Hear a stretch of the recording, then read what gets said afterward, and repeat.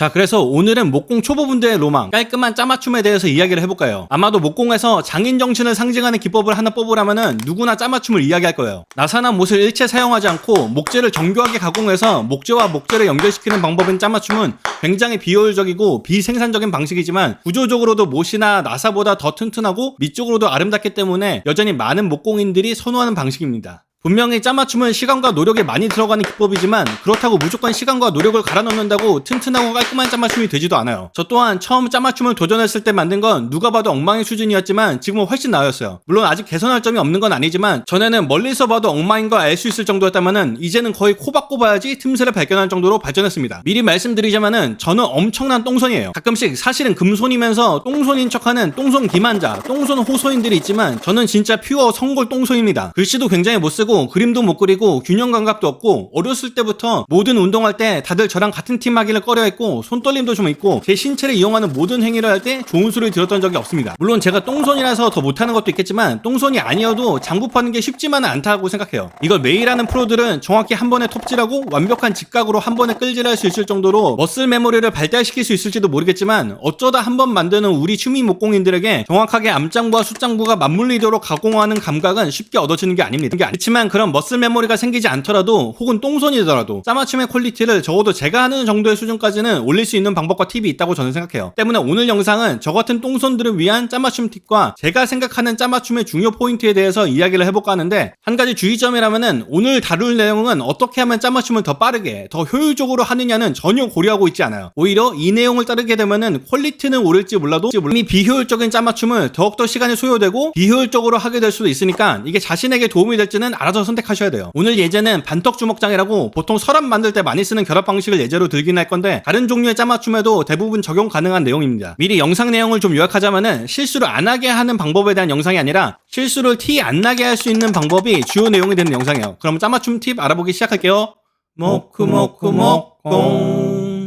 먼저 우리가 짜맞춤을 할 때 무엇을 목표로 할지가 정하는 게 중요하다고 생각합니다. 제가 생각할 때 좋은 짜맞춤은 틈새가 없이 암장부와 숫장부가 정확하게 맞물린 짜맞춤을 의미한다고 생각합니다. 틈새 없이 끼워졌을 때 목공 접착제 접착력이 가장 강하기도 하고 억지 끼움 자체가 마찰력으로 구조를 단단하게 잡아주기 때문이에요. 겉으로 봤을 때 이미 틈새가 많다? 그건 이미 튼튼하지 못한 결합이라고 생각해요. 물론 이 경우도 장부의 안쪽 부분이 끼워 맞춤 상태가 되어 있을 수는 있지만 조금만 빠져나오면은 끼워 맞춤 상태가 풀려서 느슨해질 수 있습니다. 그치만 겉부분이 끼워 맞춤 상태라면 일부분이 빠져나오더라도 여전히 마찰력이 유지되는 맞춤 상태일 수가 있어요. 때문에 저는 겉에 보이는 틈새가 없는 거는 미적으로 깔끔해 보일 뿐만 아니라 구조적으로도 더 안정된 상태일 가능성이 높다고 생각합니다. 물론 예외는 있겠지만요. 때문에 오늘 영상의 가장 큰 목표는 보이는 틈새를 없애는 것이 될 것이에요. 첫 번째 팁은 칼금을 그어라입니다. 저도 짜맞춤을 처음 할 땐 그냥 연필로 마킹을 해놓고 그거 따라서 자르면 되는 거 아니야 라는 생각을 했었습니다. 물론 다른 유튜브 영상에서 좋은 짜맞춤은 칼금으로 한다 라는 말을 듣긴 했지만 그다지 이 중요성을 이해 못하고 그냥 연필로 해도 똑같지 않나? 굳이 마킹 나이프나 마킹 게이지를 살 필요가 있나? 라고 생각했었던 적도 있었는데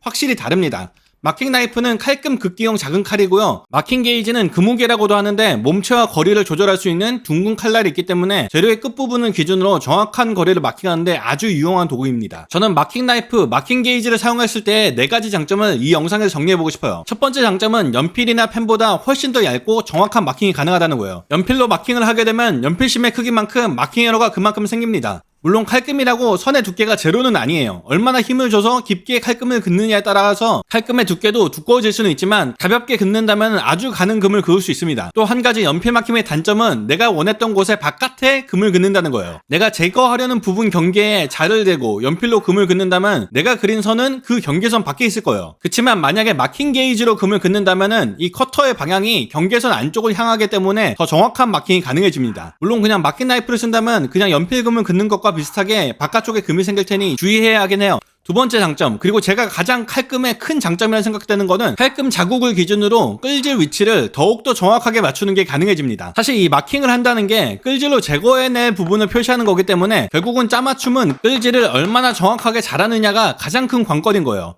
그냥 연필선에 맞춰서 끌질을 하려다 보면은 우리 똥손들은 조금이라도 틀어질 가능성이 있습니다. 그치만 칼금선을 그으면 끌이 딱 칼금선에 물리적으로 들어가 버립니다. 아주 깊게는 아니어도 적당히 위치를 훑다 보면은 탁 걸리는 걸 알 수 있어요. 덕분에 똥손들도 훨씬 더 깔끔하고 정확하게 끌 위치를 맞출 수 있습니다.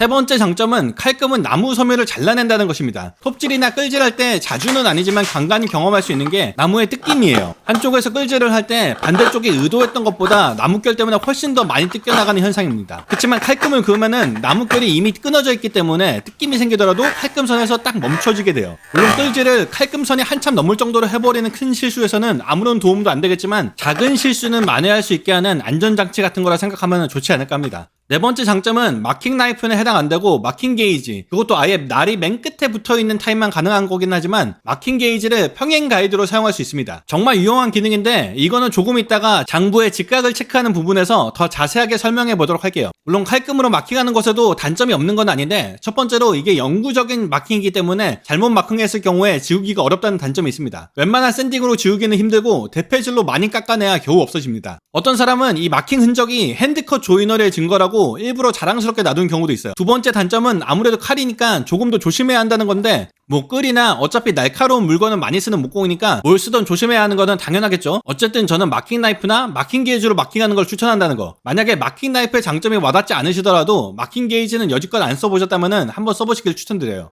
두 번째 팁은 암장부는 트레이싱을 하라입니다. 짜맞춤이라는 게 숫장부를 만들고 그 다음에 이 숫장부와 완벽하게 들어맞는 암장부 구멍을 파는 작업이잖아요. 그렇기 때문에 암장부의 크기, 모양, 위치가 숫장부와 다 완벽하게 맞아야 합니다. 미리 설계해둔 도면이 있어서 그걸 최대한 따라서 가공하는 걸 꾸준히 들 수는 없지만 수작업이기 때문에 우리 똥손들은 분명히 실수를 할 거예요. 실수를 안 한다면 이 영상을 볼 필요가 없습니다. 이 영상은 실수를 하는 사람들을 위한 영상이에요. 때문에 숫장부를 만들 때 실수를 했다, 예를 들어 12도로 깎아야 되는데 15도로 깎았다, 아니면 1mm 정도 위치를 잘못 잡았다? 그럼 이제부터 암장부라도 올바른 각도인 12도로 깎는다든지 설계대로의 위치로 맞춘다든지 하면은 무조건 망합니다. 숫장부와 암장부가 안 맞으니까요. 그러니까 숫장부를 다 가공했으면은 그냥 이거 대고 암장부를 그리는 게 가장 정확해요. 물론 이걸 직각으로 안정적이게 된다는 게 그렇게 쉬운 일은 아니긴 한데 커다란 직각 블럭 같은 걸 만들어서 클램핑하면은 그렇게 어렵지도 않습니다. 저는 작업대에 나름 좋은 바이스가 있어서 이걸 이용하곤 해요.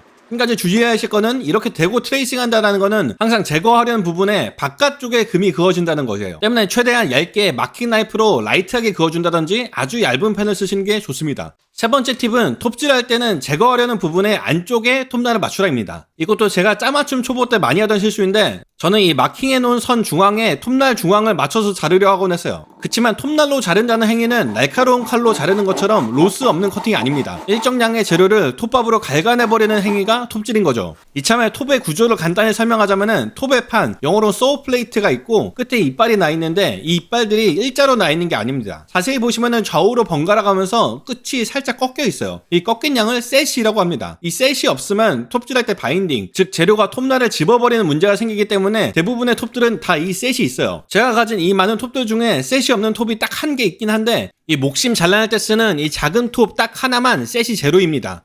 그래서 다른 톱으로 표면에 밀착시키면서 자르면은 지저분한 톱날 자국이 생기는 거고 이 녀석은 표면에 밀착시키면서 잘라도 셋이 없으니 톱날 자국이 안 남는 거예요. 이걸 제외하면은 서양 톱, 일본 톱, 그리고 테이블소에 쓰는 원형 톱날까지 제가 가진 모든 톱들이 다 셋이 있습니다. 이 양쪽에 셋 더하기 톱 플레이트의 두께를 더하는 거를 컬프라고 해요. 모든 톱들은 이 컬프만큼의 공간을 만들어냅니다. 그런데 우리가 톱날의 가운데와 마킹선을 맞추면 어떻게 되나요? 이 컬프의 반만큼 우리가 원했던 부분보다 더 크게 자르게 되겠죠? 때문에 이 경계선을 침범하지 않으면서 자르려면은 항상 경계선의 안쪽, 다시 말해서 제거하려는 부분의 안에서 톱질을 해야 합니다. 이때 톱날의 셋에 유의하면서 톱날 플레이트에 맞추기보다는 이 이빨 끝에 맞추는 게 더 좋다고 봅니다. 자, 이제 톱질이 끝났으면은 칼금선까지 파내야 돼요. 원래 수공구 목공의 정석은 수공구만 쓰는 거겠지만 저는 가지고 있는 전동 공구를 최대한 활용하려 합니다. 기본 주먹장 같은 경우는 숫장부, 암장부 모두 대부분 테이블소로 파내지만 반덕 주먹장의 경우는 암장부가 끝까지 관통되어 있지 않기 때문에 테이블소로는 파낼 수가 없어요. 그래서 그냥 최대한 드릴로 파냅니다. 다 파내실 필요는 없고 칼금선 근처만 파내주시면은 나머지는 대부분 끌로 툭툭 치면은 쉽게 나옵니다. 그치만 칼금선을 넘기지 않도록 주의하셔야 해요. 나머지만 칼금선에 맞춰서 끌로 파내주시면 됩니다. 한 가지 주의하실 거는 처음부터 바로 칼금선에 끌을 대고 파내려고 하면은 칼금선이 좀 밀리는 현상이 생깁니다. 때문에 칼금선 멀리서는 좀 대범하게 깎더라도 칼금선과 한 2mm 정도쯤 되면은 조금씩 깎다가 칼금선과의 거리가 0.5mm 정도만 남았을 때 그때 칼금선에 끌을 맞춰서 깎는 게 좋다고 생각해요. 그리고 이때 중요한 거는 직각을 맞추면서 깎는 것일 겁니다. 그래서 네 번째 팁, 그리고 아마 이번 영상에서 가장 중요하다고 생각하는 건데 직각, 직선, 평행을 체크하라입니다. 유튜브에 많은 짜맞춤 영상을 볼 때 직각으로 자르는 게 중요하다, 직각으로 끌질을 해야 된다, 직선이 돼야 된다, 이런 걸 말로만 말하는 사람들이 많이 있지만 정작 그 영상에서 정말 직각에 맞았는지 직선이 맞았는지 이걸 확인하는 과정을 보여주는 것은 거의 없더라고요. 저는 이 직각을 확인하는 게 좋은 짜맞춤에 있어서 결코 스킵해서는 안 되는 중요한 과정이라고 봐요. 뭐 다들 이미 아시겠지만 이 직각 가공이 왜 중요한지를 이야기하자면은 직각이 맞지 않는다는 거는 겉에 보이는 입구의 크기와 안쪽 공간의 크기가 다르다는 거예요. 입구는 크지만 안쪽이 좁다면은 제대로 들어가질 않겠죠? 지금 만들고 있는 반턱주먹장처럼 보여지는 짜맞춤의 경우에는 만약에 직각이 맞지 않았는데도 숫장부가 제대로 들어갔다면 흉한 틈새가 생길 가능성이 있습니다. 완벽한 직각을 목표로 하는 건 좋지만 어느 정도 오차가 생기는 거는 똥손인 우리에게 어쩔 수가 없어요. 한 가지 제가 더 말씀드리고 싶은 거는 직각이 안 맞아도 괜찮은 경우와 괜찮지 않은 경우가 있다는 거예요. 더 정확히 말하면은 직각이 안 맞아도 틈새가 보이지 않는 경우와 틈새가 보이는 경우예요. 저는 이 두 경우를 오목과 볼록이란 표현을 써볼까 해요. 만약에 직각이 되도록 의도했던 부분이 결국엔 직각은 아니지만 오목하게 파여져 있다면은 결합하려는 반대쪽 재료 부분이 평면일 경우에 파여진 부분을 다 덮어버리니까 틈새가 보이지 않아 깔끔한 결합이 됩니다. 반대로 이게 볼록하게 튀어나오도록 가공되어 있다면은 틈새가 보일 수밖에 없습니다. 그러니 저는 끌질할 때 완벽한 직각은 어느 정도 포기하고 일부러라도 살짝 오목하게 가공하려고 해요. 여러분들이 한 가지 의문이 들 수 있는 게 이렇게 오목하게 가공하면은 겉으로는 틈새가 안 보여도 안쪽에는 빈 공간이 있는 거 아니냐, 이건 구조적으로 안 좋은 게 아닌가라는 의문이 드실 수도 있습니다. 여기에 대해 저는 패트릭 설리번이라는 분이 했던 접착제 강도와 빈틈의 관계에 관한 실험을 인용하고 싶어요. 이분의 실험 내용을 보면은 접착하려는 목재 사이에 틈이 있다면은 이 틈의 크기가 접착력에 얼마나 영향을 줄까에 관한 실험이었는데 이분의 실험 결과로는 0.2mm 틈새까지는 접착력의 저하가 전혀 없다고 합니다. 0.3mm부터는 80%로 점점 떨어지는 결과가 있었다고 해요. 즉 어느 정도 안쪽에 보이지 않는 틈새가 생겨도 그 틈새가 작다면은 접착제를 발랐을 때 구조적인 손해는 그다지 크지 않다는 거예요. 이상적으로는 오목한 구간이 0.2mm 미만이면 좋겠지만 그보다 좀 더 커도 실사용에는 큰 문제가 없지 않을까라고 저는 생각하고 있습니다. 다시 원래의 목적인 직각 체크로 돌아갈게요. 저는 직각을 체크할 때 콤비네이션 스퀘어나 더블 스퀘어를 애용합니다. 콤비네이션 스퀘어는 길이가 조절 가능한 직각자인데 반대쪽은 45도 각도도 맞출 수 있어요. 더블 스퀘어는 콤비네이션 스퀘어랑 비슷하게 길이 조절이 가능하지만 양쪽 다 직각인 자예요. 길이 조절이 불가능한 직각자는 짧은 구간의 직각을 확인하는 게 불가능하겠지만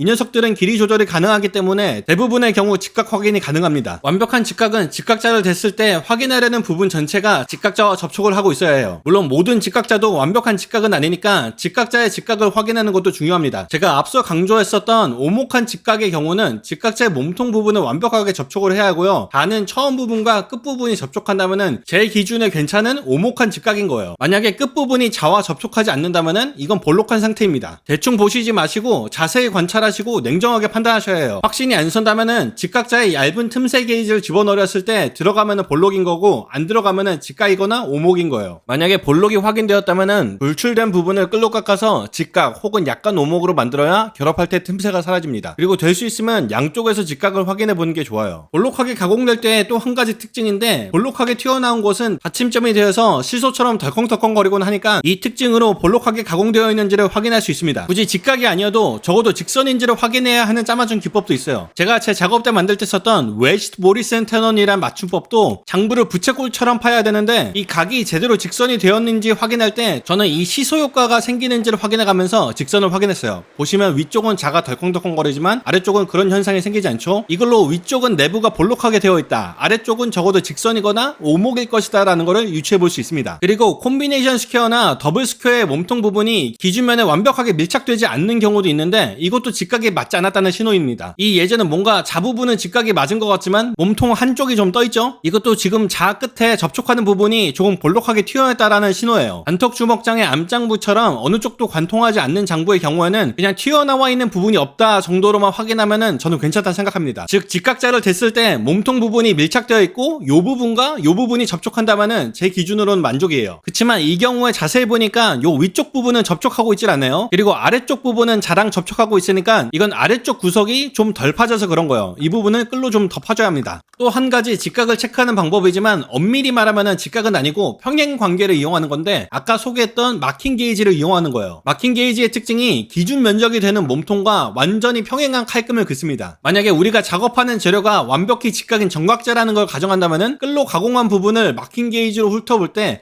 뭔가 걸리거나 잘리거나 아니면은 막힌 게이지 몸통이 들어 올려지는 부분이 있다면은 그건 볼록하게 튀어나온 부분이 있다라는 거예요. 막힌 게이지 자체가 칼날이라 막힌 게이지가 튀어나온 부분은 깎으려 하기도 할 텐데 막힌 게이지로도 물론 깎을 수는 있겠지만 막힌 게이지로는 그다지 잘 깎이지도 않고 굳이 얘를 혹사시키는 것보다는 튀어나오는 부분의 위치 확인만 하고 끌로 깎아내는 게 더 효율적이라고 생각합니다. 그리고 이미 숫장부와 암장부에 막힌 게이지로 칼금을 그을 때 막힌 게이지 높이가 맞춰져 있었을 거예요. 이것 때문에 저는 굳이 막힌 게이지 2개를 씁니다. 그리고 숫장부 할 때부터 맞춰놨던 길이를 장부 결합이 완전 끝날 때까지 절대 풀어놓질 않아요. 마지막까지 확인해야 하니까. 이 외에도 여러가지 다른 직각 확인 방법이 있을 수 있어요. 어쨌든 막힌 게이지가 되었던 직각제가 되었던 무엇이 되었던 간에 짜맞춤에서 직각으로 끌지를 하려고 하는 것보다 중요한 거는 직각을 실제로 확인하는 거라고 생각합니다. 괜히 이상한 감에 의존하지 마세요. 우리 똥손들의 감은 믿을 게 못 됩니다. 5번째 팁은 안 보이는 곳에 귀퉁이를 깎으라입니다. 여태까지의 팁들을 잘 따라오셨다면 꽤나 깔끔하게 숫장부와 암장부를 가공할 수 있을 거예요. 그치만 가끔씩 암장부 구석에 찌끄러기가 붙어있는 경우를 접할 수 있습니다. 특히나 반톡주먹장 같은 경우에는 이 코너를 완벽하게 깎아내기가 쉽지 않아요. 그냥 일반 평끌 같은 경우는 완벽하게 구석까지 들어가기가 힘듭니다. 이 찌끄러기 때문에 장부를 맞췄을 때 완벽하게 안 맞을 가능성도 있습니다. 저 같은 경우에는 이 코너를 따내는 특수끌이 있기 때문에 이것도 깔끔하게 딸 장비가 갖춰져 있긴 해요. 근데 굳이 이거를 큰돈 주고 사야 했었냐라고 묻는다면은 그건 또 아니에요. 그리고 이 영상을 보시는 모두에게 이런 특수꿀을 사라고 추천드릴 필요도 없다고 생각합니다. 저라면 그냥 암장부의 코너 찌끄러기를 그냥 놔두고 오히려 숫장부의 귀퉁이 부분 혹은 모서리 부분을 날려줄 거예요. 어차피 보이지도 않는 부분인데 여기까지 완벽하게 맞을 필요는 딱히 없다라는 게 제 판단입니다. 이렇게 되면은 딱 완벽하게 맞지 않아도 들어가는 건 다 제대로 들어가면서 티가 나는 것도 없어요. 이거 조금 안 맞는다고 결합 강도에서 딱히 손해볼 게 없다고 생각되기도 하고요. 그러니 너무 구석까지 깔끔하게 깎아내려고 집착하는 것보다는 그냥 귀퉁이를 날리는 게 스트레스도 덜 받고 결과물도 오히려 더 깔끔할 수 있습니다. 중요한 거는 보이는 부분은 날려내면 안 된다는 것만 신경 쓰시면은 어느 정도 과감하게 잘라내도 좋다고 봐요. 마지막으로 어찌저찌 다 결합을 했는데 여전히 크고 작은 틈새가 생길 수도 있습니다. 이때는 색깔이 잘 맞는 갭 필러를 넣어 메꿔주는 게 깔끔할 수도 있고 너무 크지 않은 이 정도 크기의 틈새라면은 그냥 놔두는 것도 뭔가 핸드메이드 느낌을 살릴 수 있어서 좋아하는 사람도 있을 듯해요. 여러가지 메꿈제가 있겠지만 제 생각에 가장 좋은 메꿈제는 같은 종류의 목재를 같은 결 방향으로 넣는 게 가장 깔끔하다고 봅니다. 이런 조그만 쐐기를 만들어서 메꿔 놓을 수 있다면 좋겠지만 사실 이걸 만드는 과정이 번거롭기도 하고 또 틈새가 너무 작으면은 이 방법으로 끼워 넣는 게 어렵기도 합니다. 좀 쉬운 방법으로 아마 가장 많이 쓰는 방법은 목공 접착제와 톱밥을 섞어서 메꾸는 방법입니다. 이거는 어떤 접착제를 쓰느냐에 따라서 색이 좀 달라지니까 여러가지 실험을 해보셔서 자신이 쓰는 목재에 맞는 조합을 찾아야 할 필요가 있다고 생각해요. 물론 시중에 파는 우드 필러도 있지만 솔직히 딱히 그다지 자연스러운 것 같지도 않고 저 같은 경우에는 화이트본드 다크글루라는 접착제가 있는데 그걸 그냥 톱밥 없이 쓰는 게 가장 깔끔한 것 같더라고요. 한국에서도 구할 수 있는지는 잘 모르겠습니다. 어쨌든 마지막 틈새 메꿈까지 하고 샌딩하면은 깔끔한 장부가 나옵니다.